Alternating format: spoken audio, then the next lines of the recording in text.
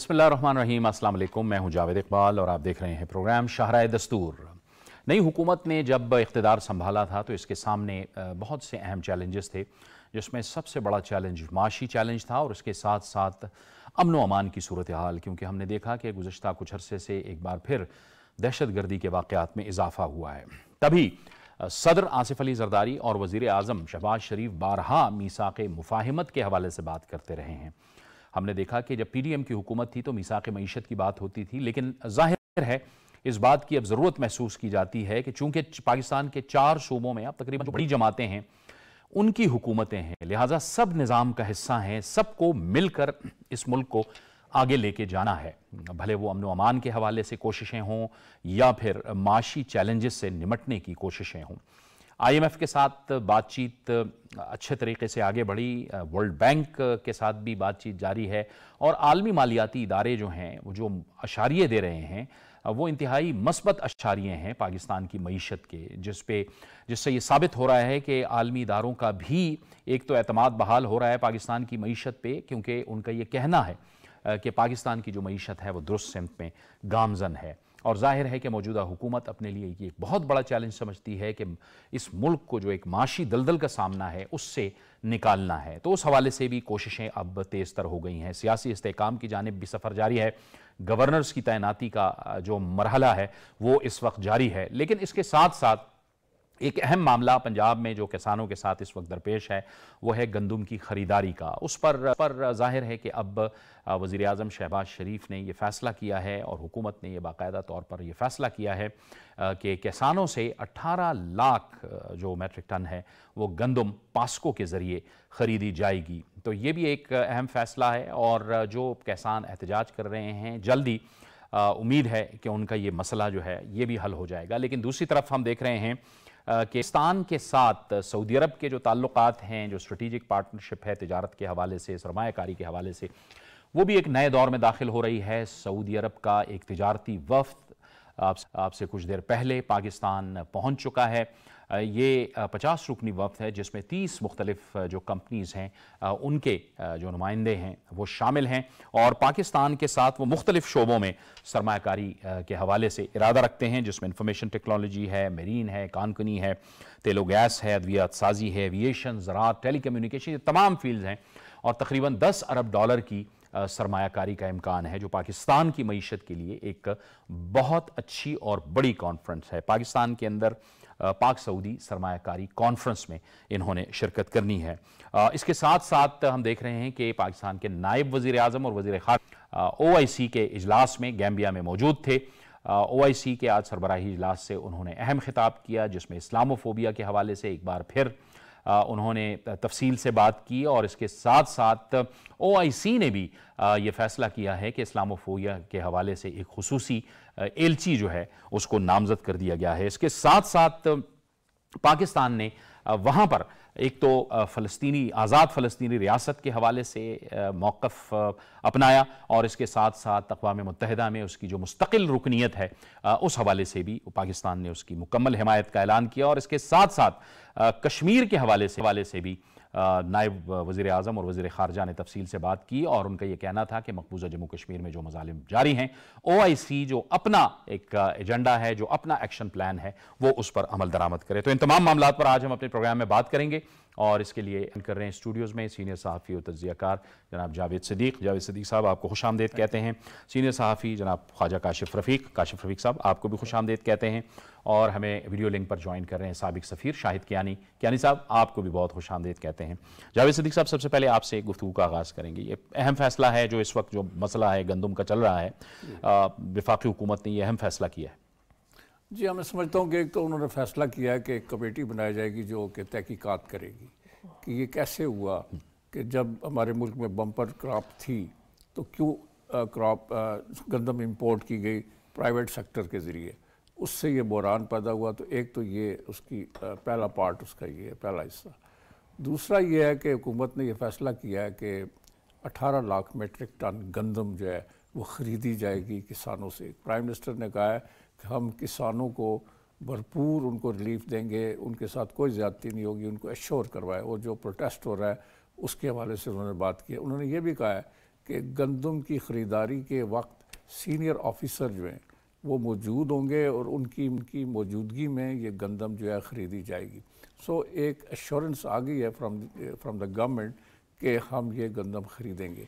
और ये बहरान जो है गंदम का हुकूमत इसको नज़रअंदाज नहीं कर रही और इसके ऊपर पूरी फोकस किया हुआ हुकूमत ने कि ये कैसे पैदा हुआ और कौन इसमें मुलव्वस है। एक तो ये भी है इसका एस्पेक्ट, और दूसरा ये है कि पाकिस्तान में लकीली गंदम जो है वो बड़ी बम्पर क्रॉप हुई है और उससे आटे की कीमतें नीचे आ गई हैं। आज जो है ये जो नान बाई एसोसिएशन है जो मज़ामत कर रही थी कि जो हम सस्ती रोटी नहीं देंगे, नान नहीं सस्ता करेंगे, उन्होंने ऐलान कर दिया कि हम रोटी को सस्ता करेंगे, नान को भी सस्ता करेंगे। तो ये एक बड़ा रिलीफ है लोगों के लिए। गंदम भी है और जो पहले इंपोर्ट हुई है वो तो एक और मसला है, लेकिन जो ऑलरेडी जो गंदम हमारी इस दफ़ा बम्पर क्रॉप हुई है उसमें भी किसानों को नुकसान नहीं होने दिया जाएगा, ये प्राइम मिनिस्टर ने एश्योर करवा दिया। सो वो भी ख़रीदी जाएगी और हमारे गोदामों में जो पहले गंदम पड़ी हुई है वो भी है। तो ग़ज़ाई बहरान या किसी किस्म का कोई क्राइसिस जो है वो नज़र नहीं आता।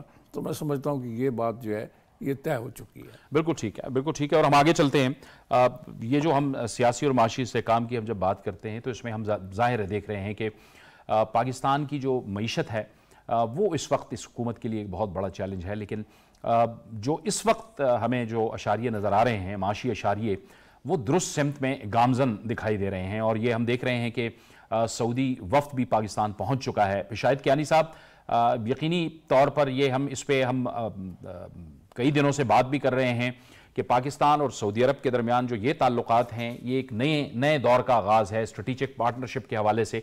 वैसे तो हम देखते हैं कि सऊदी अरब पाकिस्तान के साथ हमेशा ही मुश्किल वक्त में खड़ा रहा है, लेकिन ये एक नया बाब है जिसमें हम सरमायाकारी देख रहे हैं सऊदी अरब की तरफ से। मैं ज़रा पहले इससे मेरा सब्जेक्ट तो नहीं है लेकिन मैं ज़रूर बात करूँ। जवेद सिद्दीक साहब ने बात की थी ये जो वीट का स्कैंडल है, मेरी रिक्वेस्ट ये है कि ऐसा ना हो कि अगले साल मैं और आप यहाँ बैठे हुए हों इंशाल्लाह और यही बात कर रहे हों कि जी वो इंक्वायरी हुई थी। मैं तो कहता हूँ जिन्होंने ये इतना बड़ा जुल्म किया है उनको सजा होनी चाहिए और पब्लिकली शेयर की जानी चाहिए कि जी ये इंक्वायरी हुई थी। और ये क्योंकि ये बहुत बड़ा स्कैंडल है। देखे ना साइलोज जो हैं जहाँ पर वीट रखने में जगह ही नहीं है क्योंकि पहले इंपोर्टेड चीजें डाल दी। एनीवे, ये तो हम दुआ करते हैं कि इस हुकूमत में एक नई चेंज आएगी, इंक्वायरी होगी और फिर सजा होगी और फिर शेयर की जाएगी हो रही है पब्लिक के साथ। अच्छा, दूसरी बात अब आनी चाहिए, ये जो सऊदी डेलीगेशन आया, ये मैं आपको बताऊं कि ये हमारी इकोनॉमिक डिप्लोमेसी की बहुत बड़ी जीत है। जहां लोग बातें करते थे कि जी देखें डेलीगेट ये पाकिस्तान में इन्वेस्टमेंट ये नहीं हो रही, ये एक बताऊं कि IMF का तो जो एक है ना कि जी वो आपको लोन देगा, ये एक कॉन्फिडेंस बिल्ड करती है इन्वेस्टर्स के लिए। इवन वर्ल्ड बैंक IMF के लिए बहुत बड़ी न्यूज है कि माशाल्लाह इतनी बड़ी सऊदी डेलीगेशन जिसके अंदर हर सेक्टर का बिजनेसमैन शामिल है और वजीर हैं 2-3 वो साथ आए हैं। ये कोई छोटी बात नहीं है, ये बिल्डिंग ब्लॉक्स हैं पाकिस्तान सऊदी रिलेशनशिप के। और जब तक देखें जी इकोनॉमिक एडिफिस है, मुल्क के जो ताल्लुकात होते हैं ना, सिर्फ सियासी ताल्लुकात हैं, वो भी जगह पर है। जो असल चीज जो मीट है ना, असल चीज वो इकोनॉमिक रिलेशनशिप है। तो ये पाकिस्तान सऊदी अरेबिया की ये जो इस वक्त डेलीगेशन आई है, ये इस हुकूमत की बहुत बड़ी कामयाबी है। बहुत डिप्लोमेसी इसमें देखें ना क्या था कि वजीर खारजा भी आए थे सऊदी अरेबिया के, हमारे वजीर आजम साहब गए, वो इतनी देर वहां रहे, वो जो इकोनॉमिक जो समिट थी उस पर बात की, फिर वो सऊदी क्राउन प्रिंस को मिले और फिर वो यहाँ अब उनकी डेलीगेशन आ गई। तो ये एक तसलसल है जो इतना पॉजिटिव है इन टर्म्स ऑफ पाकिस्तान की relationship and in terms of investment इन पाकिस्तान। ये एक इशारा चाहता है कि पाकिस्तान एक सेफ जगह है जहां इन्वेस्टमेंट हो सकती है। काशिफ रफीक साहब, ये जो कियानी साहब भी बात कर रहे थे कि ये एक तासुर दिया जा रहा था कि पाकिस्तान के अंदर सरमायाकारी नहीं होगी, ये कौन लोग हैं जो ये तासुर दे रहे थे, जो गालिबन पाकिस्तान के सियासी इस्तेहकाम के भी यकीनी तौर पर उसके सामने वो खड़े थे? बहुत शुक्रिया जवेद साहब। देखिए, ये वही लोग हैं, वही माइंडसेट है जो ये समझता है कि अगर वो इक़्तिदार में है तो मुल्क ठीक, वो इक़्तिदार में नहीं तो मुल्क गलत, वो इक़्तिदार में है तो पॉलिसियाँ ठीक, वो इक़्तिदार में नहीं है तो पॉलिसियाँ गलत। मैं क्रेडिट देता हूँ कि देखें जो वज़ीर-ए-आज़म साहब हैं शहबाज शरीफ साहब, इनको आप मैन ऑफ क्राइसिस कहना चाहिए। जिस तरीके से इन्होंने पीडीएम की हुकूमत में तमाम छोटी बड़ी जमातों को साथ लेके चले और वहाँ पे एक मुआशी एजेंडा सेट हुआ, वही मुआशी एजेंडे का तसलसल आगे चला। उसमें सिर्फ निगरान हुकूमत जो है उसने थोड़ा सा मैं समझता हूँ मिसकैलकुलेट किया या जो किया, चूँकि जो गंदम के मामले के ऊपर चीज़ें हुई हैं, ये मामला सारा निगरान हुकूमत के दौर में हुआ और उन्होंने सारा इजाज़त दी हर चीज़ की और उसमें उसी के तसलसल ये सारा काम हुआ। ये रिपोर्ट सामने आ जाएगी, सबको पता भी लग जाएगा। और उसके बाद ये तय किया गया तहरीक इंसाफ की तरफ से, बाकी जो एंटी पोलिटिकल पार्टीज थी कि जनाब किसान का एक क्राइसिस आ गया, वीट क्राइसिस आ गया और यहाँ से जो सा एक मोबिलाइजेशन शुरू कर दें, टफ टाइम मिलना शुरू हो जाए पंजाब की हुकूमत को बिलखसूस और मरकज़ की हुकूमत को बिलअमूम। लेकिन किस तरीके से कमेटी बनाई गई और किस तरीके से एक अनाउंसमेंट की गई कि 18 लाख मेट्रिक टन गंदम खरीदी जाएगी, तो इसका मतलब ये हुआ कि he is the man of crisis. अब आप आ जाए सऊदी, जो हमारे पास इन्वेस्टमेंट आ रही है, जो सऊदी वज़ीर ख़ारजा आए तो ये डिस्प्ले किया गया सोशल मीडिया पे कि जी हमने उन्हें $32 अरब की ऑफर की, लेकिन वो हमें सिर्फ $5 अरब दे के गए कि एग्रीमेंट हुए या MOUs हुए। मैं उस वक्त भी ये कह रहा था कि सऊदी अरब की जानिब से पाकिस्तान में कमो बेश $32 अरब की इन्वेस्टमेंट होगी और ग्रेजुअली होगी। अब देखिए, अब जो ये इतना बड़ा वफ्द आया, सरमायाकारी हो रही है पाकिस्तान में हो रही है। ये सरमायाकारी जब पाकिस्तान में आएगी, एग्जीक्यूट होगी, तो यहाँ पे बेसिकली कारोबार बेहतर होगा, यहाँ पे रोजगार बेहतर होगा, यहाँ पे लोगों को नौकरियां मिलेंगी, क्योंकि इन सरमायाकारों ने यहीं पे इन्वेस्ट करना है, यहीं के इदारों ने ग्रो करना है और इनको लेबर यहीं से मुयस्सर आनी है। सो ये वो फिनोमेना है जो मैं समझता हूँ नून लीग के दौर में पर्टिकुलरली जिस पे काम किया गया कि आप इन्वेस्टर को यहाँ पे लाइए, यहाँ पे इंडस्ट्री लगवाइए, यहाँ पे मोटरवे बनवाइए, यहाँ पे रोजगार के मौके क्रिएट कीजिए। अब प्रॉब्लम क्या है कि वो जो ये समझते हैं कि अगर पाकिस्तान मुआशी तौर पर मुस्तहकम हो गया और यही हुकूमत पाकिस्तान को मुआशी इस्तेहकाम की तरफ ले गई, तो फिर उनके पास क्या चूरन होगा बेचने के लिए, क्या नैरेटिव वो आवाम को बेचेंगे। अभी तो वो बेच रहे थे महंगाई है, रोटी इतने रुपए की हो गई, नान इतने रुपए का हो गया, ले जी अब रोटी की कीमत नीचे आ गई, नान की कीमत नीचे आ गई, मुस्तकिल करीब में घी की कीमत नीचे आ जाएगी, फिर क्या बेचेंगे? फिर सिर्फ ये बेचेंगे कि फार्म 45 और 47 और हम इक़्तिदार में ले आए। सो ये तासुर है और ये वो तासुर है जिसकी वजह, और ये कोशिश करते हैं कि ऐसी क्रिएट की जाए। और इसमें जवेद साहब, अगर आप ये कहें ना कि इंडिया हमारे से खुश है, नहीं है, अफगानिस्तान हमारे से खुश है, नहीं है, क्योंकि अगर पाकिस्तान ने मुआशी तौर पर मुस्तहकम होना है तो इन ममालिक को ये सफोकेशन होगी कि हम अवाम को कैसे गवर्नमेंट के खिलाफ करेंगे। ये कोई गंदम का क्राइसिस हो, कोई छोटा सा क्राइसिस हो, ये उसको ब्लो अप करते हैं, सोशल मीडिया पे एंटी कैंपेन चलाते हैं, ताकि अगर कोई पाकिस्तान में इन्वेस्ट करना चाहते हैं तो वो कहें ये माहौल इतना ज्यादा नहीं है। उसके लिए आपको छोटे मोटे इंसर्जेंसीज के वाकयात भी नजर आते हैं, तनकीद भी नजर आती है। लेकिन मैं तवातुर से एक बात कह रहा हूं कि कोई भी मुल्क मुआशी तौर पे ऊपर नहीं जा सकता जब तक आप कंसिस्टेंसी ऑफ पॉलिसी पे अमल दरामद नहीं करते। हम चाइना की मिसाल देते हैं, हम रशिया की मिसाल देते हैं, टर्की की मिसाल देते हैं। इवन दो अगर आप देखिए भारत में 2 दफा टर्नओवर मोदी साहब के हुए, वो ऐसा ऐसा ग्रेजुअली चीजों को ऊपर लेके गए। यहां पे भी कंसिस्टेंसी ऑफ पॉलिसी होगी, कंसिस्टेंसी ऑफ हुक्मरानी होगी, माइंड होगा और उसके बाद ही चीजें होंगी, अपॉर्चुनिटी होगी। और मैं बिल्कुल कन्विंस हूं इस बात पे कि ग्रेजुअली आप देखिएगा, अभी तो सिर्फ ये सऊदी वफ्द है, आहिस्ता आहिस्ता ये मुआशी तौर पे मुस्तहकम होगा और मजीद इन्वेस्टमेंट आएगी और हमें उसको अप्रिशिएट करना चाहिए, उस पहलू को उजागर करना चाहिए। क्योंकि जिन्होंने नेगेटिविटी फैलानी है उनका तो मतबा नजर एक है, या डील मिले या ढील मिले। ना डील मिल रही है ना ढील मिल रही है, तो फिर वो कहते हैं इदारों को भी बदनाम करो और हुकूमतों को भी बदनाम करो। जावेद सदीक साहब, आप भी ये समझते हैं कि इस वक्त हम देख रहे हैं कि सिंध के अंदर, बलूचिस्तान के अंदर और पंजाब के अंदर खुसूसन मरियम नवाज शरीफ जो हैं वो बहुत एक्टिव और बहुत मुतहर्रिक नज़र आ रही हैं। ये जो गंदम वाला है, इस पर तो तहकीकाती कमेटी बन गई है, लोग भी पेश हो रहे हैं, तहकीकात में बात सामने आ जाएंगी, कल रिपोर्ट भी पेश होनी है वज़ीर आज़म साहब को।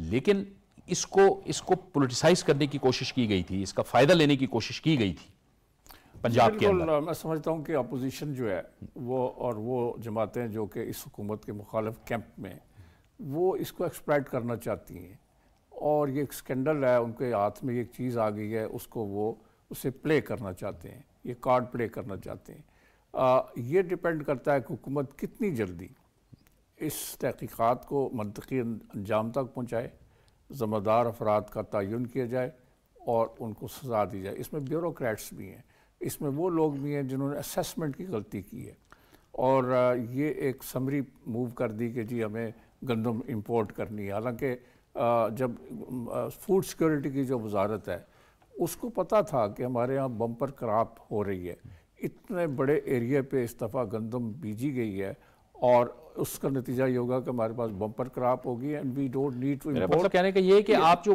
वज़रा आला हैं वो परफॉर्मेंस की बुनियाद पे अपने आप को प्रेजेंट करें। बिल्कुल वो कर रहे हैं। 3 सूबों में तो हमें कुछ नज़र आ रहा है, लेकिन खैबर पख्तूनख्वा में हमें वहाँ से हमें वज़ीर आला साहब की धमकियाँ ही नज़र आ रही हैं। नहीं, मैं समझता हूँ कि उनको काम करना चाहिए और उनको साबित करना चाहिए कि वो सिर्फ जैसे आपने कहा धमकियाँ देना, थ्रेट करना और नारेबाजी और रोज़ तकरीरें करना, इसको अवॉइड करें।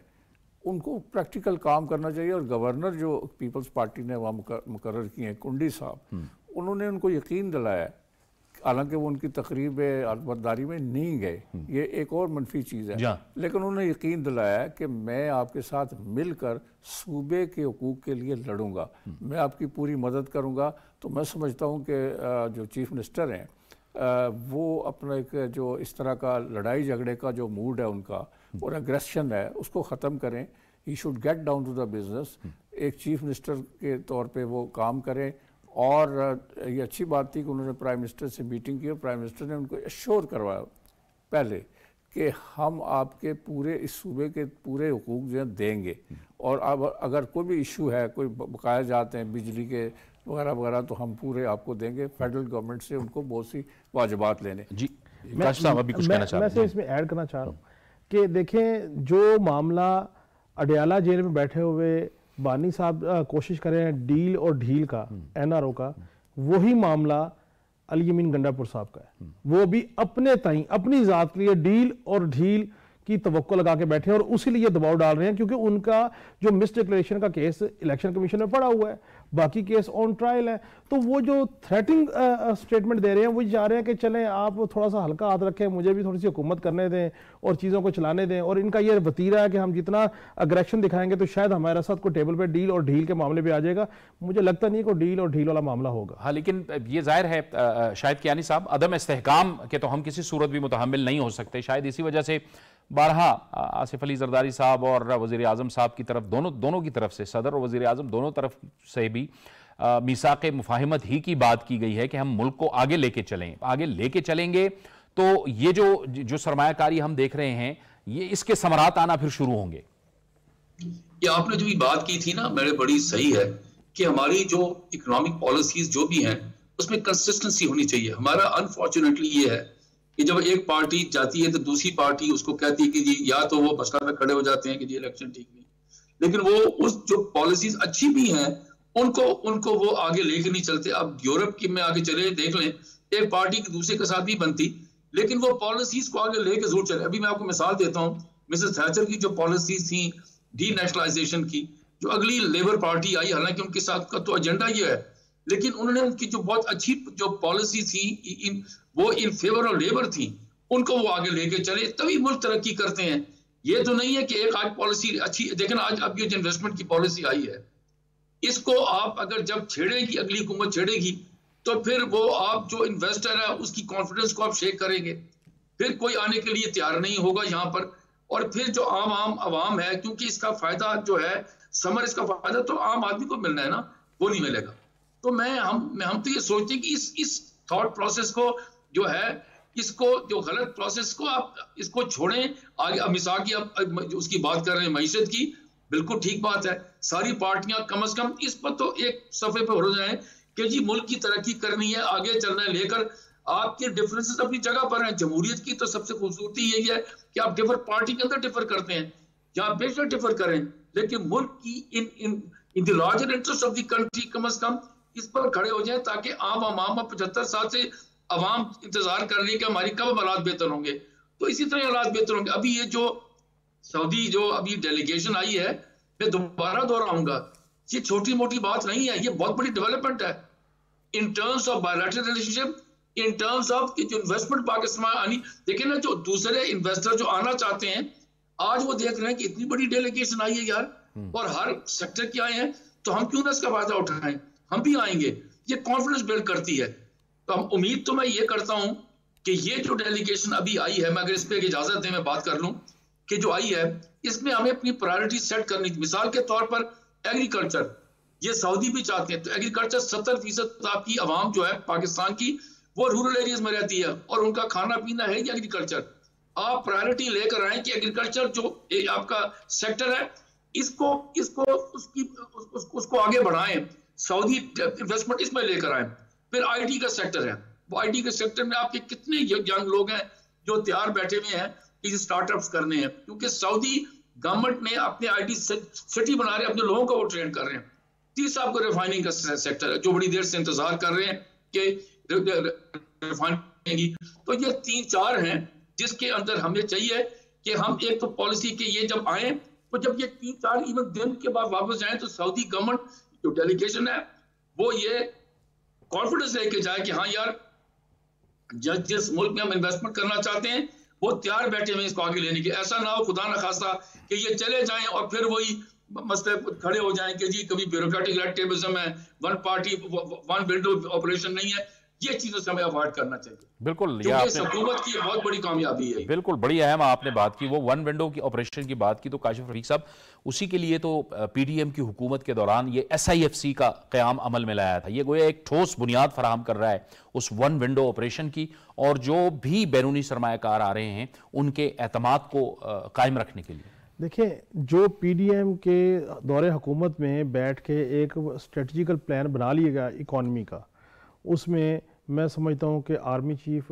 जनरल आसिम मुनीर साहब की एक पूरी इनपुट थी, और शहबाज शरीफ साहब थे, जरदारी साहब थे, तमाम जमातें थी।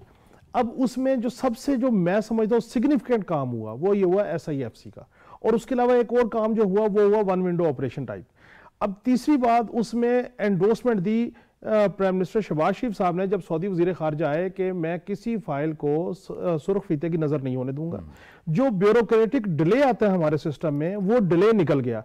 अब आपने अपना कारोबार का मॉडल, आपने अपना बिजनेस का ब्लूप्रिंट दिखाना है और आपने बताना है हम ये करना चाहते हैं, तो वो SIFC और वन विंडो ऑपरेशन और उसके ऊपर एंडोर्समेंट है प्राइम मिनिस्टर साहब की।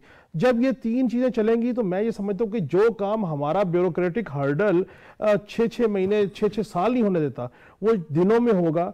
अच्छा, अब जब दिनों में होगा, आप सोचिए अगर फर्ज कर लें 2 5 स्टार होटल या 7 star hotel Saudi investor Pakistan में बनाते हैं, इस्लामाबाद में बनाते हैं, तो वो लेबर तो वहां से नहीं लेके आएंगे, उसकी हर तरह की लेबर पाकिस्तान से एंगेज होगी, तो लोगों को रोजगार मिलेगा, लोगों की अपॉर्चुनिटी बढ़ेगी। इसी तरह IT का सेक्टर है, एग्रीकल्चर का सेक्टर है, एनर्जी का सेक्टर है, ऑयल रिफाइनरी का सेक्टर है।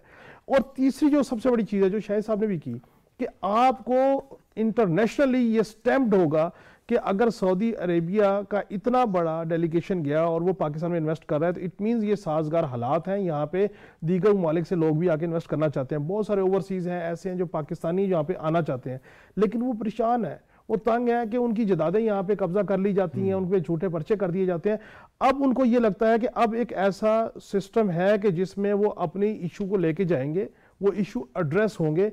मैं ये समझता हूँ इसमें सबसे ज्यादा जो जिम्मेदारी है वो हमारी बिरादरी की है, वो मीडिया बिरादरी की है, वो एनालिस्ट की है कि इस पॉजिटिव इमेज को भी दिखाएं, क्योंकि हम नेगेटिविटी बेचने के इतने माहिर हो गए हैं, इतने हम उसके एडिक्टेड हो गए हैं कि हम अपने मुल्क की पॉजिटिविटी को हाईलाइट करने को तैयार नहीं, क्योंकि उसके अंदर ना व्यूज मिलते हैं ना लाइक्स मिलते हैं। लेकिन अगर आप इस पॉजिटिविटी को बेचना शुरू करेंगे तो बल आखिर पाकिस्तान हमारा है, हमने इस यहाँ रहना है, यहाँ की कौम है, यहाँ के लोग हैं, उनके अंदर हमने अब शऊर उजागर करना है, हमने अपना हिस्सा डालना है। तो मैं ये समझता हूँ कि हमें जिस तरह वो रजीम, पॉलिटिकल रजीम इन्वेस्टर ला रही है, इकॉनमी बेहतर कर रही है, हमें चाहिए कि हम डिस्टेबलाइजेशन को डीमोरलाइज करें, उसको इतना फ्लोरिश ना करें। और जो सियासी अदम इस्तेहकाम है, देखिए इस पर मैं सिर्फ 2 जुमले ऐड कर लूँ जवेद साहब। सियासी अदम इस्तेहकाम ख़त्म करना कोई मसला नहीं है, क्योंकि सियासत में मैं जो एनालिसिस करता हूँ इन्हतात है, कोई ऐसी एक शख्सियत नहीं जो तमाम सियासी अकाबरीन से गुफ्तगू कर सके। किसी दौर में नवाब नसरुल्लाह साहब थे, वो सबको टेबल पर बिठा लेते थे, 3 मुखालिफ भी उनके घर जाके बैठ जाते थे। अब वो कोई ऐसी शख्सियत मौजूद नहीं है। ऐसी शख्सियत को ढूंढने की जरूरत है, उनको मोटिवेट करने की जरूरत है कि आप 2 कदम आगे आइए, इस तनाव को, इस रस्साकशी को कम कीजिए। लेकिन तहरीक इंसाफ हर चीज मानने को तैयार है, सिर्फ उन्हें NRO डील और ढील चाहिए कि आप हमारे पर्चे, हमारी चीज़ें ख़त्म कर दीजिए और हम आपके साथ बैठने को तैयार हैं। इस तरीके से भी नहीं होता है कि आप मसल्स भी दिखाएं और फेवर भी लें। लेकिन कानून तो अपना रास्ता बनाता है ना। देखिए इस मुल्क में हमने देखा कि जो बड़े बड़े सियासी लीडर थे उन्होंने जेलें भी काटी, उन्होंने सज़ाएं भी काटी, उनको गलत सज़ाएं हुई। अब वक्त साबित कर रहा है, लेकिन उन्होंने जेलें काटी। अब ये कैसे हो सकता है कि आप सिर्फ इसी एजेंडे को लेके चलेंगे, जी नहीं हम तो हमारे लीडर को आप रिहा करेंगे तो तभी हम बातचीत करेंगे या हम मुज़ाकरात करेंगे। उनको तो कानून का तो अपना रास्ता है, अदालतें मौजूद हैं। जी हाँ, उन केसेस किए हुए अदालतों में और चल भी रहे हैं उनके केसेस, लेकिन जो ओवरऑल इन्वायरमेंट है पाकिस्तान का सियासी, उसको बेहतर बनाने की ज़रूरत है। प्राइम मिनिस्टर ने अपनी पहली स्पीच में असेंबली के अंदर जो की थी, उन्होंने कहा था कि हम मुफाहमत की तरफ बढ़ना चाहते हैं। मुफाहमत इसलिए ज़रूरी है कि जो बैरूनी हमारे इन्वेस्टर्स हैं वो इसको एक पॉजिटिव सिग्नल के तौर पे लेते हैं कि लोग आपस में, यहाँ जो पॉलिटिकल पार्टीज़ हैं उनका कंसेंसस है कुछ चीज़ों के ऊपर, इत्तफाक राय है बिल्कुल कि हमारी जो इन्वेस्टमेंट वो होगी वो सेफ़ होगी। ये नहीं होगा कि एक हुकूमत ने तो इन्वेस्टमेंट के लिए एक एनवायरनमेंट क्रिएट किया, आपने इन्वेस्टमेंट कर दी, और दूसरी हुकूमत जो आई उसने विच हंटिंग शुरू कर दी, वो प्रोजेक्ट ख़त्म हो गए, वाइंड अप हो गए। ये फॉरेन के जो इन्वेस्टर्स हैं उनके लिए ये बहुत इम्पॉर्टेंट चीज़ है। वो ये बैरोमीटर है, वो देखते हैं कि इनकी पॉलिसीज़ के अंदर तसलसल है या नहीं है। सो मैं समझता हूँ कि इस एनवायरनमेंट को, इस माहौल को क्रिएट करने के लिए हुकूमत और अपोजिशन के दरमियान बातचीत होनी चाहिए। नेगेटिव पॉलिटिक्स जो है, पॉलिटिक्स बराए पॉलिटिक्स, हाँ जी, उसको ख़त्म करना चाहिए, उसको ख़त्म करना चाहिए। ठीक, आप मुस्बत पॉलिटिक्स करें। और मुल्क की इस वक्त बड़ा क्रूशल सिचुएशन में हम देखें ना, हम IMF से भी एक और एग्रीमेंट करने जा रहे हैं, हम दोस्त मुल्कों से भी कहते हैं कि हमारे यहाँ इन्वेस्टमेंट करें। मतलब सऊदी इन्वेस्टमेंट जो है इट इज़ वेरी इम्पॉर्टेंट। इससे एक मैसेज जाएगा बाकी मुल्कों को भी, और भी दोस्त ममालिक हैं जो इन्वेस्टमेंट करने के लिए तैयार हैं पाकिस्तान में। तो जो 4-5 शोबे उन्होंने अलग किए हैं, मिसाल के तौर पर माइनिंग जो है, रिकॉर्ड डेक में वो $1 बिलियन इन्वेस्ट करना चाहते हैं, वो उन्होंने कह भी दिया, ऐलान कर दिया। एक बात और है कि मोहम्मद बिन सलेमान MBS जो कि सऊदी अरब के फरमा रवा हैं, वो जल्द ही पाकिस्तान आने वाले हैं। जी हाँ, बिल्कुल, उसी पे हम बात कर रहे थे। ये सारी जो फ्रेमवर्क तैयार हो रहा है इन्वेस्टमेंट का, माइनिंग में, ज़राअत में, इंडस्ट्री में, एनर्जी में और सयाहत में भी, ये सारे जो मंसूबे इन पर साइन होगा जब MBS जो है पाकिस्तान का दौरा करेंगे, बिल्कुल ठीक, उसमें ये सारी चीज़ें फाइनल हो जाए। बिल्कुल। शाहिद कियानी साहब, हम तवक्को कर रहे हैं कि जल्द जो है वो सऊदी वली अहद मोहम्मद बिन सलमान साहब भी पाकिस्तान का दौरा करेंगे, और ये सारे जो एक वर्किंग हो रही है, ये गोया उसी दौरे के तनाजुर में ये सारी वर्किंग हो रही है, और इसके बाकायदा फिर जाहिर है ऐलानात भी किए जाएंगे। बिल्कुल जी, देखें मैंने आपके पहले कई प्रोग्राम में कहा था कि देखें ये जो नई जवान क़यादत है गल्फ कंट्रीज में, स्पेशली मोहम्मद बिन सलमान जो हैं, जो वली अहद हैं सऊदी अरेबिया के, ये बहुत आगे सोचने वाले हैं। तो आप देखें कि जब भी वो अब वो हर चीज एक जो इस वक्त जो मॉडर्न जो तरीक़ाकार है ट्रेड करने का, एड देने का, वो उसमें बिलीव करते हैं, अपने मुल्क को भी आगे लेके जा रहे हैं, और जो साथी जो दोस्त ममालिक हैं उनके साथ भी यही करना चाहते हैं। हमें सीखना पड़ेगा कि भाई देखें, ये अभी जो उन्होंने ये डेलीगेशन भेजी है, बिल्कुल सही कह रहे हैं, ये अब ये बुनियाद डालेंगे उनके आने की, कि वो जब आएंगे, लेकिन उस दौरान हमें चाहिए कि हुकूमत पाकिस्तान को चाहिए कि ये जो आपके साथ डिस्कशन करके जाएं, इसको जमा और इसको इंप्लीमेंट कराने के लिए कि हमारे पास बिल्कुल ठोस चीजें होनी चाहिए। मैं मिसाल के तौर पर तुम बताऊं, ये SFIC का बहुत बड़ा ये एक चैलेंज होगा कि ये जो प्रोजेक्ट लेकर आ रहे हैं, चले 8-9 है, उसमें चले 3 प्रोजेक्ट भी हैं, उसको आगे लेके चले। पहले BOI थी, उसका 1 विंडो ऑपरेशन बिल्कुल डिजास्टर था, कुछ निकला ही नहीं उसमें से, तभी इनको ये SFIC बनानी पड़ी अपने आर्मी चीफ साहब को और प्राइम मिनिस्टर को मिलकर।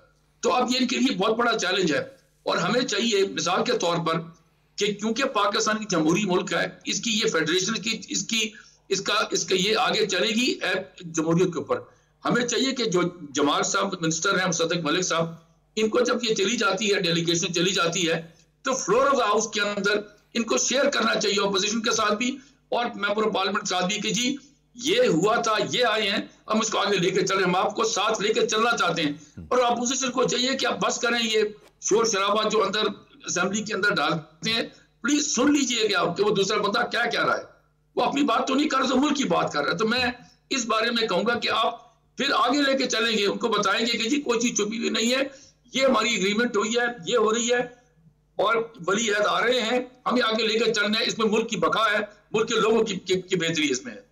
बिल्कुल बिल्कुल, बहुत अहम आपने बात की कि हमें से आगे लेके चलना है।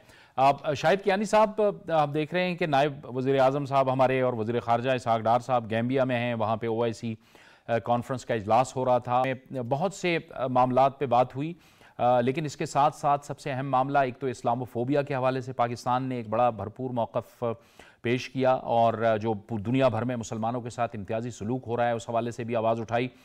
इसी तनाजुर में OIC ने अपना एक खुसूसी एलची भी नामजद कर दिया है। आपके ख्याल में ये कितनी बड़ी अहम पेशरफ्त है?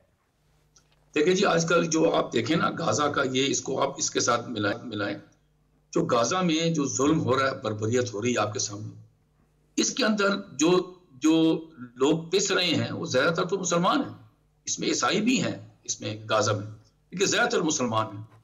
अब जो बाहर जो यूनिवर्सिटियों के अंदर जो लोग खड़े हो गए हैं, वो क्या है, वो सपोर्ट कर रहे हैं कि जी इस किस्म की हरकत नहीं होनी चाहिए, जंग बंद करें। तो ज्यादातर क्या लोग जो शोर शराबा इनके खिलाफ डाल रहे हैं वो मुसलमानों के खिलाफ डाल रहे हैं। तो ये चीजें जो एलची बनाया, यही है इनका काम होना चाहिए कि जितने वेस्टर्न कंट्रीज हैं इनमें जाएं। और मैं ये समझता हूं कि नहीं, ना कि अपने किसी फॉरेन मिनिस्टर्स को मिले, यूनिवर्सिटियों में भी जाएं और उनकी लेजिस्लेचर्स के मेंबर्स को मिले और उनको बताएं कि जी इसका इस्लाम के साथ कोई ताल्लुक नहीं है। आप इस्लाम के अगर कोई 4, 5, 6, 10, 15 या 1000 मुसलमान के गलतकार काम कर रहे हैं, ये तो नहीं है कि सारे मुसलमान खराब हैं, ये तो जुल्म है। आज देखें ना, इन्हीं के मुल्कों के अंदर लाखों मुसलमान रह रहे हैं, क्या उन्होंने कोई गलत काम किया? वो तो आपकी देखें ना, ड्वेंडलिंग पॉपुलेशन जो बाहर यूरोप में है, उनकी जगह हमारे माइग्रेंट जा रहे हैं मुसलमान मुल्कों से और काम कर रहे हैं, उनकी इकॉनमी को बढ़ा रहे हैं, उनके बगैर इनकी इकॉनमी नहीं चल सकती। तो ये चीजें बड़ी जरूरी हैं कि उनको बताया जाए कि इससे ज्यादती हो रही है। फिर होता क्या है कि जब आप इस्लामोफोबिया के खिलाफ बोलते, आप इसको सपोर्ट करते हैं, तो फिर क्या होता है कि कोई ना कोई पागल आदमी जो है वो खड़ा हो जाता है और मुसलमानों को मारना शुरू हो जाता है और बड़ा जुल्म होता है। ये इस चीज को उनकी अपनी यूरोपियन कंट्रीज के मुल्क की इंटरेस्ट में है कि इस किस्म की इस्लामोफोबिया को वो सपोर्ट ना करें। बिल्कुल। और काशिफ साहब, हम इंगेज कर रहे हैं तमाम ममालिक के साथ। अभी गैम्बिया के अंदर इस OIC इजलास के दौरान साइड लाइन्स पर बड़ी मुलाकातें भी हुई, लेकिन हम ममालिक के साथ सिफारती सतह पे जो हम कुछ अर्सा पहले हम महसूस कर रहे थे कि हम शायद आइसोलेशन के शिकार हैं, हम ज़रा एक बेहतर पोजीशन की तरफ अब जा रहे हैं।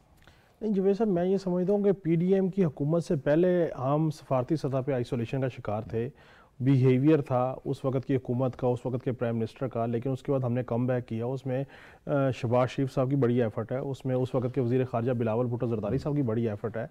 और मैं तो पूरी उम्मीद हूँ और मैं समझता हूँ कि दोबारा बिलावल भुट्टो ज़रदारी साहब को आना चाहिए हुकूमत में, ताकि एक मैसेज कन्वे होता है। देखिए, हमने एंगेजमेंट कर ली थी, उसकी वजह से हम ग्रे लिस्ट से निकले, उसकी वजह से हमें IMF से लोन मिला, उसकी वजह से हम अमेरिका में गए, हमने UN में बात की। मुल्कों के दरमियान सफारतकारी होनी चाहिए, हमसायों के साथ भी सफारतकारी गुफ्तगू होनी चाहिए। लेकिन मसला ये है कि अब ईरान के साथ हमारी गुफ्तगू हो जाती है, हम उसको अप्रिशिएट करते हैं, चाइना हमारे साथ ठीक है, अफ़गानिस्तान कभी ठीक हो जाता है, कभी नाराज़ हो जाता है। लेकिन जो एक मुल्क भारत है, उसकी तरफ से जो बयानात आते हैं, उनकी तरफ से जो स्ट्रिंग ऑपरेशन मैं उन्हें बोलता हूँ यहाँ पे करते हैं, जो डायरेक्टली या इनडायरेक्टली टारगेट किलिंग हो रही है, और वो क्यों हो रही है? आप देखें ना, इस एक एलिमेंट को आप जरा देखिए कि वो टारगेट किलिंग या दहशतगर्दी क्यों हो रही है। इसलिए कि पाकिस्तान में इन्वेस्टमेंट का माहौल साजगार नहीं है, मैसेज कन्वे किया जाए। और ये काम कर रहा है इंडिया। पाकिस्तान के अंदर से क्या हो रहा है? पाकिस्तान के अंदर से ये हो रहा है कि तहरीक इंसाफ के रुकन असम्बली खड़े होकर कहते हैं जनाब, वो डायरेक्ट इम्प्लीकेट करते हैं अदम एतमाद के मामले पे सऊदी अरेबिया को, उस वक्त जिस वक्त सऊदी अरेबिया के वज़ीर ख़ारजा यहाँ पे दौरा करते हैं। इसका मतलब ये है कि ना पाकिस्तान के अंदर लोग चाहते हैं एक सर्टन माइंडसेट कि यहाँ पे इन्वेस्टमेंट आए और माशी तौर पे मजबूत हो, और ना पाकिस्तान का दुश्मन बाहर बैठ के चाहता है कि पाकिस्तान इकोनॉमिकली बेहतर हो और यहाँ पे इन्वेस्टमेंट आए। सो ये कहीं ना कहीं अनअनाउंस ऐसे शायबा जाता है, एक अनअनाउंस जैसे अलायंस है। सो हमें ये देखना चाहिए कि इस अनअनाउंस अलायंस को हमें एड्रेस करना चाहिए, और हमें जो भारत इंसर्जेंसीज कर रहा है, हम बात करने को तैयार है हर चीज़ है, लेकिन बात करने के मामले को कमजोरी नहीं समझना चाहिए, उस मामले को भी काउंटर करना चाहिए, क्योंकि बलूचिस्तान बड़ा सिग्निफिकेंट है। अगर बलूचिस्तान में प्रोजेक्ट्स होते हैं, गवादर में ऑयल रिफाइनरी लगती है और रेकोडेक पे इन्वेस्टमेंट आती है, मजीद प्रोजेक्ट लगते हैं, तो उस जगह पे ये चीज़ें की जा रही हैं। इसी तरह चीन के जो लोग इंजीनियर्स यहाँ पे काम करें उनको निशाना बनाया जाता है, ताकि ये तासुर दिया जाए दुनिया को पाकिस्तान सेफ कंट्री नहीं है इन्वेस्टमेंट के लिए। और अगर पाकिस्तान में इन्वेस्टमेंट आई, इकोनॉमिकली पाकिस्तान मजबूत हो गया, ये सेटअप, ये हुकूमत मजबूत हो गई, ये इस वक्त की रजीम मजबूत हो गई, तो फिर उन सियासी लोगों को कुछ हासिल नहीं होगा। सिर्फ अपनी अना और अपने इक़्तिदार के लिए वो इस तरह की बयानबाजी करते हैं। और मैं ये समझता हूँ कि आप इसको अगर कहें कि जी एक साहब ने बयान दिया और दूसरी जमात ने उस बयान से लाताल्लुकी का इजहार कर लिया, तो ये कोई ऐसी बात नहीं है अचंभे की। हमने जितनी इनकी हिस्ट्री देखी है, ये गुड कॉप बैड कॉप खेलते हैं। सो मैं ये समझता हूँ कि जो पाकिस्तान का दर्द रखता है वो पाकिस्तान के अंदर है या पाकिस्तान का बाहर है, जैसे सऊदी अरेबिया जैसा मुल्क है, उनको हदवे तनकीद बनाया जाता है, उनके खिलाफ बातें की जाती हैं, उनके खिलाफ लॉबिंग्स की जाती हैं कि कहीं यहाँ पे इन्वेस्टमेंट आ जाए। क्योंकि अगर यहाँ पे क्राइसिस होगा, यहाँ पे महंगाई होगी, यहाँ पे आटा महंगा होगा, रोटी महंगी होगी, घी महंगा होगा, दाल महंगी होगी, चावल महंगा होगा, तो इन सियासी एलिमेंट्स को जो अदम इस्तेहकाम चाहते हैं, जिनको इक़्तिदार में कुछ मिला नहीं, ले नहीं पाए, उनको तकवीयत मिलेगी, अदरवाइज अवाम उनको रिजेक्ट कर देंगे, रिजेक्ट करेंगे। कियानी साहब, एक और अहम मामला, एक तो इसहाक डार साहब ने यह भी कहा कि एक तो वही अपना जो मौक़िफ़ है फ़लस्तीन के हवाले से कि ख़ुद मुख्तार फ़लस्तीनी रियासत, और फिर साथ में अक़वाम मुत्तहिदा में मुकम्मल रुकनीत की मुकम्मल हिमायत का ऐलान भी किया है इसहाक डार साहब ने। देखिए जी, जो ये दोनों बातें मैं बताऊं आपको, एक तो ये जो परमानेंट जो कैटेगरी में हिंदुस्तान बड़ा जोर लगा रहा है, और दूसरे ममालिक भी है, इसमें पता है आपको ना, इसमें जापान है, जर्मनी है, ये भी चाहते हैं। हमारा इन मुल्कों के खिलाफ कोई वो चीज़ नहीं है, वो कोई मुखालफत नहीं। हमारा इशू दूसरा है। इशू ये है, जो सब्जेक्ट है डिस्कशन का, कि ये जो 5 ममालिक जो परमानेंट मेंबर, इन्होंने आप देखें कि जब से ये 75-76 ईयर से यूएन बनी है और सिक्योरिटी परमानेंट मेंबरशिप है, मसले मसाइल ही खड़े हुए हैं। आज आप देख लें कि गाजा के ऊपर जब कहा गया कि जी ये इन्होंने बर्बरियत हो रही है, जनाब जंग बंद की जाए, अमेरिका ने उसको खिलाफ उसके वो दे दिया, क्या कहते हैं, इसके खिलाफ उन्हीं कड़ी कर दी कि नहीं जी अभी ठहर जाए। उससे पहले अगर देखें तो ये जो कश्मीर का जो इशू है, इसके ऊपर रूस के सोवियत यूनियन की ये इस पर क्या नाम वीटो होती रही। तो कोई अच्छा काम तो आप कर ही नहीं सकते, तो हम क्या इसके अंदर एक और एडिशन कर दें? नहीं, ये नहीं हो सकता। नॉन परमानेंट मेंबरशिप के लिए यस आप ऐड करें, वो लोग आए 3-3, 4-4 साल के लिए आए और एक अपनी आप कंट्रीब्यूट करें। लेकिन इससे फायदा इसमें क्या होता है कि वो हमारे बेचारे छोटे छोटे मुल्क हैं जिनकी आवाज नहीं आती, आवाज वो भी यहाँ पर मेंबर वो आ जाते हैं, इलेक्ट होते हैं, और आपको ऊपर नजर आता है कि उनमें विजडम है। मैं मिसाल आपको दूं, आज देखिए कि गाजा को जो इसराइल को कौन लेकर गया है इंटरनेशनल कोर्ट ऑफ जस्टिस में? मुल्क वो निकारागुआ, साउथ अफ्रीका, छोटे छोटे मुल्क जो आपके ताल्लुकात इसराइल से तोड़ रहे हैं। ये वो है, ये इससे शो करता है कि क्या विजडम ये जो है वो सिर्फ बड़े मुल्कों के पास नहीं है, छोटे मुल्क भी हैं, वो कंट्रीब्यूट करना चाहते हैं। तो ये इन्होंने बिल्कुल वज़ीर ख़ारिजा साहब ने बिल्कुल ठीक बात कही है, वहां पर और कहना भी चाहिए हमें। और जहां तक फिलिस्तीन की बात है, परमानेंट उनकी स्टेट की, तो वो तो एक है कि वो तो मैंने आपको बताया कि वो उस पर ये जो सारे परमानेंट मेंबर्स हैं उनको एक सफ़े पे होना चाहिए। अब आप देखें ना, इस वक्त अमेरिका कोशिश कर रहा है कि जी राफा के अंदर वो ना जाएं, क्या कहते हैं, इसराइल ना जाए। वो किसकी सुनता है? वो किसकी सुनता है? इंग्लिश में एक आखिरी वर्ड है, कहते हैं spare the rod spoil the child. ये जावेद सदीक साहब, आलमी तनाज़ात हैं, जिसमें फ़लस्तीन का मामला है, मसला कश्मीर है, इसको हल करने की ज़रूरत है। इसके बगैर अमन नहीं आ सकता रीजन के अंदर। बिल्कुल जी, अब तो दुनिया में ये बात वाज़ेह हो चुकी है कि जो गज़ा में कत्ल गारत और बर्बरियत हुई है, जो जेनोसाइडल वार हुई है, जिसमें 34,000 से ज़्यादा फ़लस्तीनी नौजवान, बच्चे, बूढ़े, ख़वातीन वो शहीद हो चुके हैं, और 70,000 से ज़्यादा ज़ख्मी हैं। स्कूल तबाह हो गए, मस्जिदें तबाह हो गई और बिल्डिंग्स तो खैर सारी वो डिमोलिश कर दी उन्होंने। ये एक तरफ है। और इस वक्त अमेरिका में तमाम जो बड़ी यूनिवर्सिटी, लीडिंग यूनिवर्सिटीज़ हैं, उनमें इसके ख़िलाफ़ प्रोटेस्ट हो रहा है कि ये जुल्म है, ये बर्बरियत है। इसके अलावा स्विट्ज़रलैंड में, फ्रांस में, कई और यूरोपीय मुल्कों में स्टूडेंट्स जो हैं वो फोर फ्रंट पे आ गए और वो बड़ी मैस कंडेमनेशन शुरू हो गई है इस सारे अमल की। एक बात यह, OIC ने जो अभी इजलास किया है, इसमें उन्होंने एक मरतबा फिर ये कहा है, एक करारदाद मंजूर की है कि कश्मीर का मसला UN की जो रेजोल्यूशंस हैं उनके मुताबिक और कश्मीरियों की ख्वाहिश के मुताबिक हल होना चाहिए। ये अगरचे वो पहले भी कहते रहे, लेकिन इस तनाजुर में हमें जो सपोर्ट मिलती है, मॉरल सपोर्ट OIC से, वो एक अच्छी सपोर्ट है, एक पॉजिटिव सपोर्ट है। तो दुनिया में एक रियलाइजेशन मौजूद है कि ये यूनाइटेड नेशंस जो है, ये इसकी जो सिक्योरिटी काउंसिल की रेजोल्यूशंस है उन पर अमल दरामद होना चाहिए।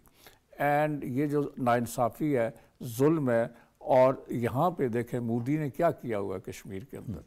अभी भी उनको बहुत सारे जो कश्मीरी लीडर हैं वो कैद में हैं, रोज़ाना की बुनियाद पर कश्मीरियों को मारा जाता है। साफ़ी जो हैं वो कैद में हैं और बहुत से साफ़ी जो हैं उनको बैरून मुल्क जाने की इजाज़त नहीं है। कई साफ़ी जो हैं उनको घरों पे नज़रबंद कर दिया गया है। मीर वाइज उमर फारूक जो हैं वो एक प्रोमिनेंट APSC के लीडर हैं, उनको घर में नज़रबंद किया। वो जब जुमे के लिए जाते हैं तो उनको जुमा नहीं पढ़ने दिया जाता। तो ये सारी चीज़ें दुनिया देख रही है, जो गज़ा में हो रहा है, जो कश्मीर में हो रहा है। और हमें ये देखना चाहिए कि मोदी जो है, ये जब एक मरतबा फिर वो इलेक्ट होने की कोशिश कर रहा है, तो वही जुल्म और बर्बरियत वो कश्मीर में भी करेगा और पाकिस्तान को और इस्लामी मुल्कों को इस पर नज़र रखनी चाहिए। बहुत बहुत शुक्रिया। वक्त भी ख़त्म हो गया। जावेद सिद्दीक साहब आपका, ख्वाजा काशिफ रफ़ीक साहब आपका, और शाहिद कियानी साहब आपका बहुत शुक्रिया। पाकिस्तान जो है वो माशी लिहाज से अपनी कोशिशें जारी रखे हुए है। पाकिस्तान के अंदर जो सरमायाकारी के मौक़े हैं वो पूरी दुनिया को पता चल रहे हैं और सऊदी अरब का वफ़द पाकिस्तान में मौजूद है। एक बड़ी सरमायाकारी होने जा रही है और उसके बाद ज़ाहिर है तवक्को भी की जा रही है कि दीगर ममालिक भी पाकिस्तान के हवाले से इसी किस्म के इक़दामात उठाएंगे।